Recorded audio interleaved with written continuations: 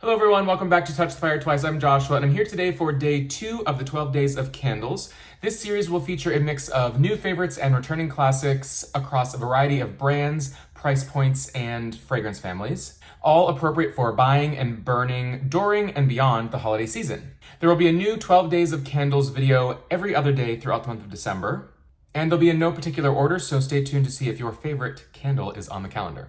Today's in-depth sniff review will be on the LAFCO New York limited edition Hazelnut Torrone candle. But first, if you are new to Touch the Fire Twice, welcome. My mission here is to share my love and passion for fine home fragrance as an enthusiast, an educator, a reviewer, to inspire you to increase your own fragrance knowledge and understanding, ultimately enhancing the scent memories that you create.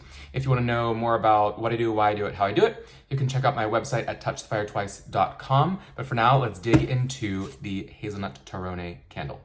So the LAFCO Hazelnut Torrone, I believe I'm pronouncing that correctly, is part of their limited edition Holiday 2022 collection, which also has a woodland spruce, a cinnamon bark, a white maple bourbon, a fireside oak, and this delicious gourmand hazelnut candle. If you're new to LAFCO, be sure to check out my LAFCO New York playlist, where I've done multiple reviews on other fragrances of theirs, including their bar soaps, their candles, across the board. Just really one of my favorite brands as far as the elevated experience, the quality of the vessels, the experience even just unboxing it, the scents, the burn quality, just really up there with the best of the best in fine home fragrance. And let's check out the packaging here. As always the case with LAFCO, beautiful elevated experience with their packaging. This has a really nice festive metallic imprint here, slightly embossed. And then, as is with most of the LAFCO candles, you have, just a little sticker here,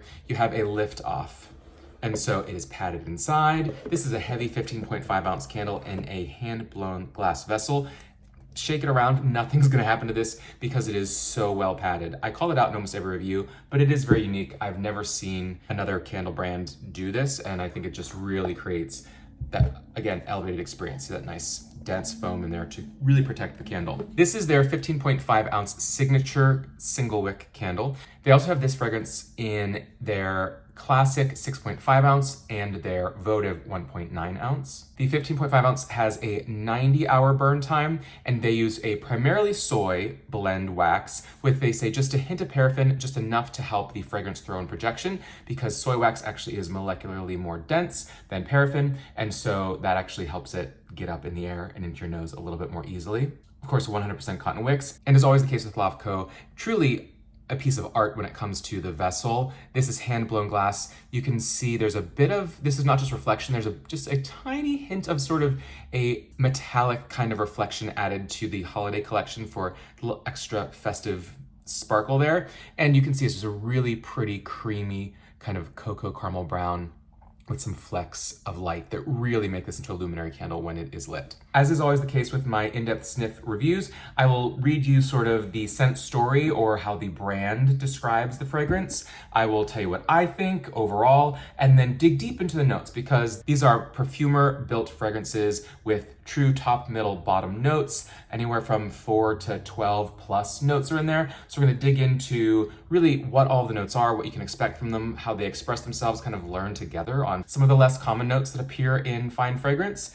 And then of course talk about the performance, the strength, the throw, the projection, the wick, the wax, all that good stuff. So again, Hazelnut Torrone, I'm not gonna say that with the correct pronunciation every single time, just because I feel a little silly doing that. I don't speak Italian, but I do want to honor it by saying Torrone, if that is indeed the correct pronunciation. For any Italian speakers out there, please correct me if I'm off. They have the scent story on the back of the boxes. I will say though, a bit of a surprise, a small miss here is in fact the scent story, which is again beautifully embossed on the packaging here. Though it says Hazelnut Torrone, the description here I believe is for their Faux de Bois candle, because this talks about pine and cedar wood and sandalwood leather. So a little miss there, but not the end of the world. But on their website, the scent story is described as: the mouth-watering aroma of a traditional Italian confection is created by combining the essence of slow-roasted hazelnuts, coated in dark honey, folding gently into a velvety mixture of sugar and sweet vanilla. A delectable scent that pays homage to a charming, old-world holiday tradition.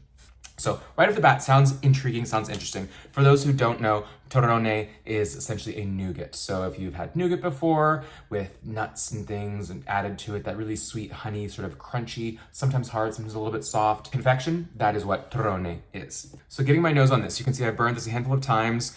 LAFCOs are slow burners in a nice way, so I've burned this multiple hours, 3 or 4 times, and it's barely made a dent in the 15.5 ounces. It is sweet, light, bright, almost a fluffy like meringue when you think of those egg whites and the idea that the Torrone is whipped. There's a soft, luxurious sweetness from the honey, but it's not cloying. And there's just a hint of the florality that honey carries. There's a depth of that creamy and nuttiness, almost kind of a marzipan richness, without leaning into heavy, dark, gloopy caramel or butter. It's comforting, warm, soft, very nuanced, and borderline sensual, while remaining a true, authentic confectionery.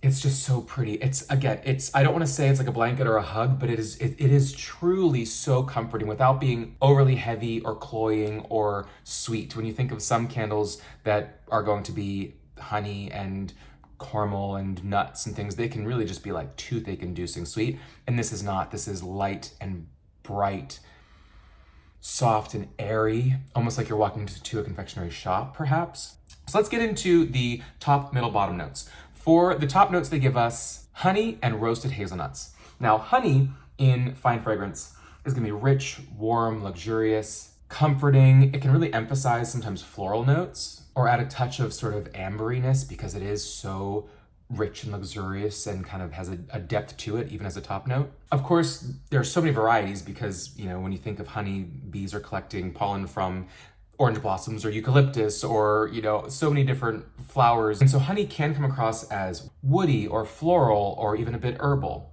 This honey is very straightforward, traditional honey with maybe just a tiniest bit of that orange blossom honey that you may be familiar with. When it comes to roasted hazelnuts or hazelnuts in fragrance, there's sort of a traditional standard hazelnut that has a mild, sweet, creamy nuttiness. That's, I think, the big thing is sweet and creamy when it comes to hazelnuts. But if you want to really have the ultimate, you have the roasted hazelnuts, which is what we have here in this blend, which really makes it a decadent, more so gourmand and potentially dessert that pairs really nicely with a vanilla or kind of those buttery or almost cocoa notes.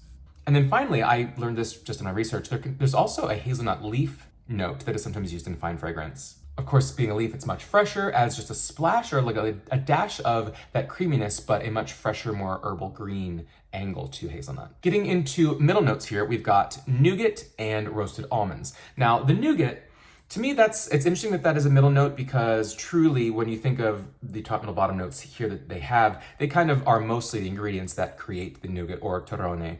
And so the nougat is going to be that mixture of sugar and honey and roasted nuts and the whipped egg whites to create the actual confection itself. That is the overall fragrance itself. For roasted almonds, of course, almonds are one of my favorite, certainly gourmand, but just favorite notes in fine fragrance because they can be expressed many different ways. The absolute of almond oil is going to be that nutty, sweet, sometimes almost a bit of a bitter edge. Think of like your amaretto that has a little bit of bitterness to it, though exceedingly sweet at the same time. And oftentimes almond is gonna have that sort of nutty, sweet, rich marzipan quality, which is ground almonds with sugar. Think of macarons, think of any sort of marzipan treat or decadent dessert. And they actually say that almond is a less sweet alternative to vanilla sometimes when you're mixing and blending fragrances, but it gives you that, let's say, buttery, creamy feeling to the fragrance. Getting into the bottom notes here, we have vanilla and caramel. Of course, both of those can go many, many different ways in fragrance.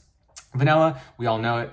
Most of us love it. It's going to be sweet, warm, comforting. Sometimes can be a little bit heady because it could lean towards floral, could lean a little bit earthy, can be a bit boozy, seductive, sensual, almost spicy sometimes. Can be in your edible gourmands, can also go in your mature, sensual, floral, seductive fragrances. Here, though it is primarily your edible gourmand, there is certainly a sensual, luxurious elegance to the vanilla and the overall blend itself.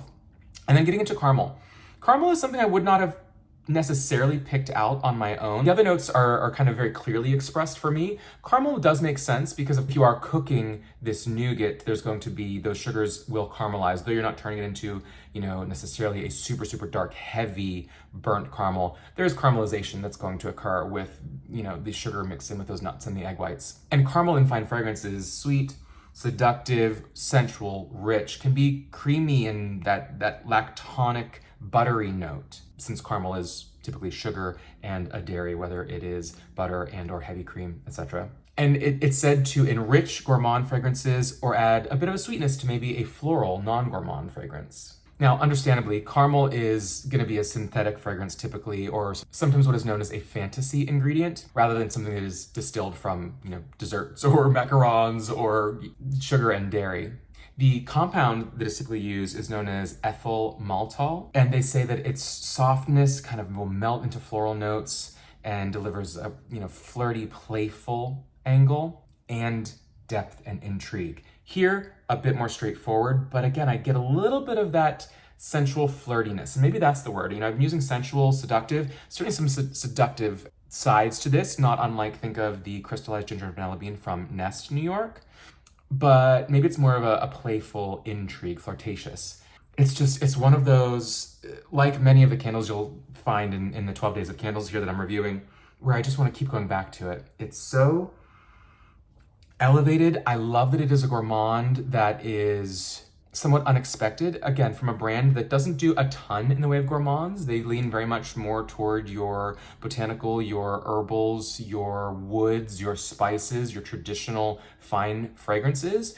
But I love that there is this candle here that is going to bring a pretty much edible confection, but in a way that is not gloopy, not your pumpkin pecan waffles, not heavy caramel drizzles that sometimes for me are just too much.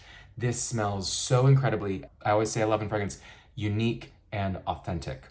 Getting into the performance, anytime you're talking about a wide mouth vessel, single wick candle, they can take a little bit of a while to get started, especially when they're primarily soy, because soy is denser and takes longer to pull out.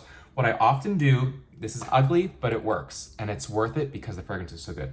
I will sometimes use a topper. There are prettier versions out there, of course, that are actually made for these kind of things. But to get it going the first one or two times, to really ensure that you're getting that even pull, I will sometimes throw this on there. If I have guests over, I'm not gonna use it, of course. But that really ensures that you're gonna get that even wax pull across the entire candle. Once it does that once or twice, it typically is gonna be able to do it on its own in subsequent burns. As you can see, just a perfect, beautiful, clean burn. It almost looks like, if it wasn't burned, you'd think this was a fresh pour. But it really, it was filled quite high up there and has burned down really beautifully. I will trim this wick before I light it again, but the strength of throw, the projection, beautiful on this one. The great thing with most luxury fragrance brands is you're going to get a really beautiful throw on this. There's a high enough load of fragrance oils in here, blended with the right formulation of wax and wicks, that it's going to lift, it's going to carry. This could be really throughout multiple rooms. It's not going to choke you out in the corner, and you don't necessarily want that. You wouldn't want something gourmand to choke you out in the corner, because all of a sudden then it's, for me at least, just too much. But really satisfied with something that smells light and bright and airy on cold, though very clearly all of the notes there. You could think it might lean a little bit light, but I was very satisfied with a healthy 6-7 plus strength throw and projection when it comes to getting this, kind of throughout at least a couple of rooms from where it was lit. Beautiful burn, and just looks so pretty in this vessel. So I couldn't be more happy with my first experience with LAFCO's gourmands, because again, they're more holidays that they'll do their gourmands. Really happy with it. I do have one more non-gourmand LAFCO that will be appearing later on in 12 Days of Christmas, so stay tuned for that one. But certainly I do recommend it. Maybe check out, if you have not done LAFCO, they have a great discovery trio where you can choose 3 scents in little tins to get a couple ounces of wax. I think you get a $16 credit toward a future purchase. That's how I got started. You can see that is my very first LAFCO video, was the discovery trio, and I've admittedly been hooked since then. So do let me know if you've smelled this, what you think of it, or of course any other LAFCOs or similar almond, Torrone, nougaty, beautiful, holiday, rich fragrances. I'm all about hearing about that. Stay tuned for the next day of Christmas, where we'll be taking a left turn from the gourmands, a little bit more into some conceptual tree scents, which Another one of my favorites for the season. So that is it for today, and until next time, take care.